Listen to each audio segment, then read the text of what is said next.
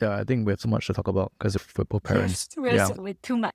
Yeah, I think my one short comment to that is that we talked earlier about systems, right? And I think systems and culture kind of work hand in hand together. System, the way I define it is sort of something like policies that government can set, but culture is the softer aspects of it. When you talk about the mindset shift, I think that belongs to culture, in my opinion. So the policy of the kids starting school after the 5th birthday, that's a policy, that there is a system thing. And then the cultural mindset comes in whereby it's the softer elements of how parents and the support system deals with this, right? It's not the cleanest, because I can imagine why it's very clean, right? Everyone, your birth year is this, you start year all at the same time. Easier for the teachers, right? But I think these two go hand in hand.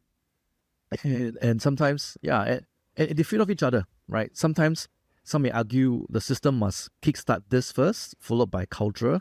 Or some say that no, the system should follow the mindset or the culture of the people in the country or in the city. So that's just my observation. And I don't want to go down the political path here, but it has to be a mixture of both. I think there should be areas where the system needs to kick in or set rules and set regulations, and then culture follow. Things like big words like moral obligation, it sounds very big. And I don't think I'm the best person to talk about it. I think there could be areas where I think the government or the system must set certain standards. But that the opposite argument is that no, the system should reflect the values and the culture of the people living in that particular place. So it's a conundrum. There's this tension in between, I think. But there should be some areas where I think system should lead, culture follows. Because if not, then humans will always take the path of the least resistance. If we were to ask somebody to set policies, obviously it's a lot easier. There's a moral hazard that the system or the policymakers, and not even just policymakers, but even any commercial organization will do things the easiest way to get what they want.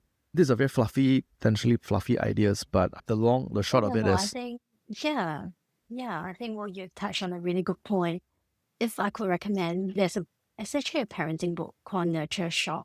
Basically, they have, in terms of education, the book has some pretty interesting title in the book. It's quite research. It's not just whatever you say, it's more to system lead or to culture lead. Whereas the book make a hypothesis of something. And this hypothesis is tested through probably years of research following a sample size group to figure out which education system works best. I'll add one more dimension, right? Especially, I think, coming from the lens of someone in Singapore, being a young nation, there could be the lack of precedent culture, right? We're a young nation, so there's not much of a culture to begin with. That's one.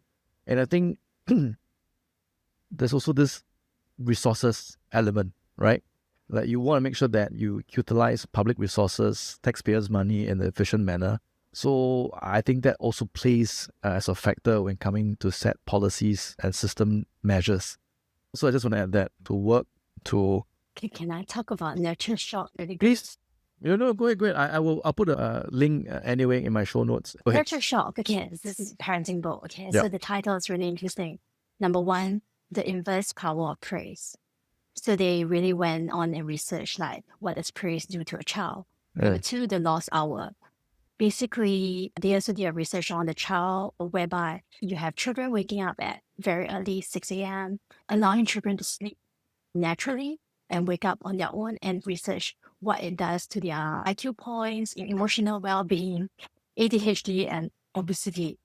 So you'll have topics like why kids lie, the search for intelligent life in kindergarten, why white parents don't talk about race, the sibling effect. And so just why Hannah talks and Alyssa doesn't. So that one is about how come some infant learn language skill faster than the other, and what are the effects of trying to raise a kid to be bilingual and multilingual compared to a monolingual child. I benefited a lot from it. So I thought I'll check it out. Share it. For sure.